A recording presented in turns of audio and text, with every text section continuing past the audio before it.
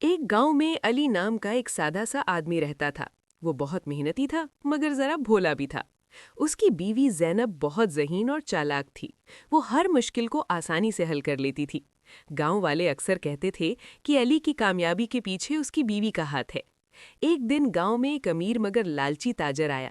اس نے اعلان کیا کہ جو بھی اسے دھوکہ دے دے وہ اسے 100 سونے کے سکے دے گا، لیکن اگر کوئی پکڑا گیا تو اسے سخت سزا دی جائے گی۔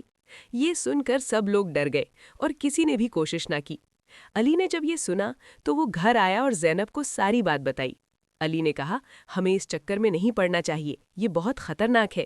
زینب مسکرائی اور بولی، فکر نہ کرو، میں کچھ ایسا کروں گی کہ ہم جیت بھی جائیں گے اور کسی کو نقصان بھی نہیں ہوگا۔ اگلے دن زینب نے ایک منصوبہ بنایا۔ اس نے علی کو کہا کہ وہ تاجر کے پاس جا کر کہے کہ اس کی بیوی بہت عقل مند ہے اور وہ اسے دھوکہ دے سکتی ہے۔ علی تھوڑا گھبرایا مگر اپنی بیوی پر بھروسہ کرتے ہوئے تاجر کے پاس گیا۔ تاجر نے زینب کو بلایا اور کہا، اگر تم مجھے دھوکہ دے سکتی ہو تو یہ سونے کے سکے تمہارے، ورنہ سزا کے لیے تیار رہو۔ زینب نے اعتماد سے کہا، ٹھیک ہے، لیکن آپ کو میری ایک شرط ماننی ہوگی۔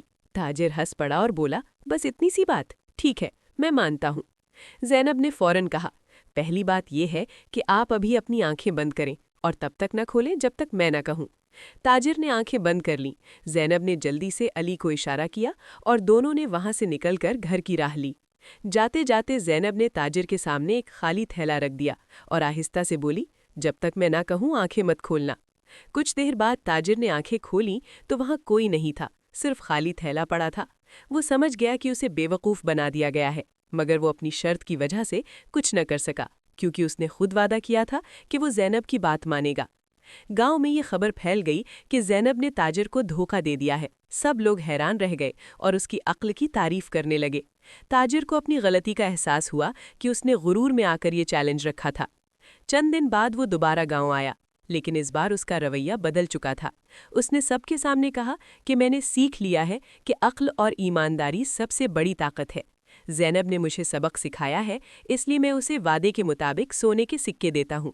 زینب نے سکے لینے سے پہلے کہا، مجھے صرف اتنا چاہیے کہ آپ آئندہ کسی کو مشکل میں نہ ڈالیں اور ایمانداری سے کاروبار کریں۔ تاجر نے وعدہ کیا اور اس دن کے بعد وہ ایک اچھا انسان بن گیا۔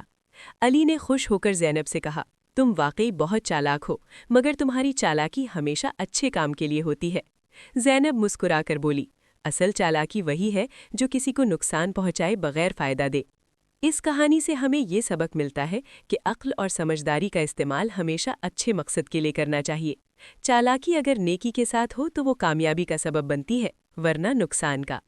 سبق: سمجھداری اور عقل سب سے بڑی طاقت ہے اور ان کا استعمال ہمیشہ اچھے کاموں کے لیے کرنا چاہیے۔